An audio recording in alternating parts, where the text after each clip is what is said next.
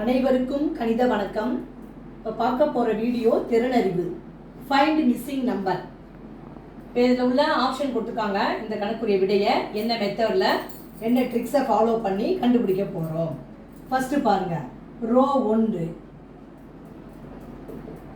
என்ன பண்ணிருக்காங்க, 5 + 2 + 1 கூட்டி 8ன்னு போட்டுட்டாங்க. அதே மாதிரி ரெண்டாவது ரோ பாருங்கள், ரோ நம்பர் 2 2 + 3 + 3 கூட்டி 8, டோட்டல் வந்து 8 வருது. Similarly row 3